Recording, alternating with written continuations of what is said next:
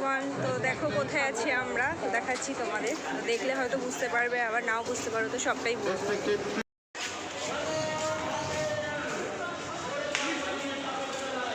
কি শর্টে দিবি? হ্যাঁ। Good evening everyone. দেখো এটা কোথায় বলো তো, এটা হলো শ্রীভূমি। আমরা কিন্তু কোনো ঠাকুর দেখতে আসিনি, কারণ আমাদের মাম্মামার পাপা মানে মাম্মামার পাপা ড্রয়িংয়ে এসছে। তো ড্রয়িংয়ের ঠিক প্রতি বছর ঠিক আগেই মানে এবারে তো মহালয়া থেকেই খুলে দিয়েছে আমাদের প্যান্ডেল, সুইদার প্যান্ডেল। তো দেখো লাইটিংগুলো কি ভালো লাগছে দেখতে। আগেরবারও শেয়ার করেছিলাম তোমাদের। চারিদিকে স্টল, বিভিন্ন ধরনের স্টল বসেছে, এখনও বসবে, এইসব জায়গা ফাঁকা রয়েছে। এটা হলো সুজিতদার আর একটা বাড়ি, আর সামনেই সুজিতদার বাড়ি। তোমাদের গলিটা দেখিয়ে দিচ্ছি। দেখো নানা ধরনের স্টল।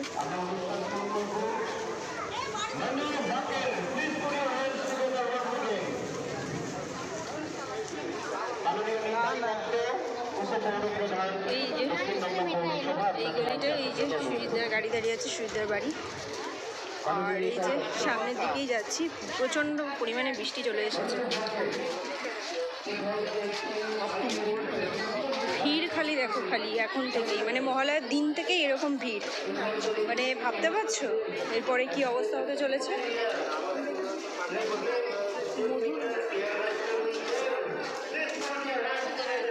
হ্যাঁ দেখো এই গলিতে আমরা ঢুকবো, সামনের গলিতে, আর ওই দিকে হলো পুজোটা হচ্ছে। এই গলিতে মামামার পাপা আসে।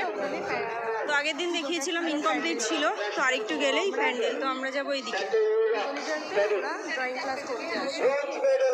পড়ছে, তো আমরা আর গেলাম না, প্রচণ্ড পরিমাণে ওখানে ভিড়। আর আমরা তো ঠাকুর দেখতেই বেরোইনি, কারণ হলো প্রতি বছর বললামই ঠিক লাস্টে এই স্যাটারডে করে, মানে 2-3 দিন আগেই পড়ে ওদের লাস্ট ক্লাসটা, তো সেই জন্য একটু আসা হয়। আর আমরা গেট পাস পেয়েও আমরা আসি না, প্রচণ্ড পরিমাণে ভিড় হয়।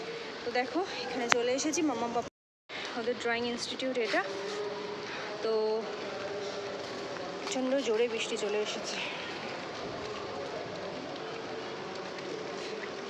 সবাইগুলো রাখা আছে, এর আগেও তোমাদের দেখিয়েছি।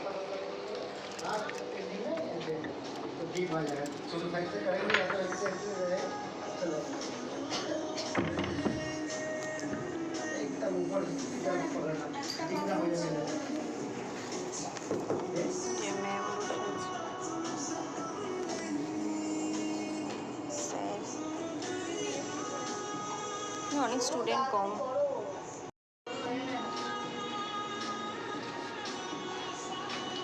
ড্রয়িং ক্লাসে বসে আছি, বাইরে প্রচণ্ড বৃষ্টি পড়ছে। আর আজকে আমরা দুজনের একজনে কেউ ছাতা নিয়ে আসি।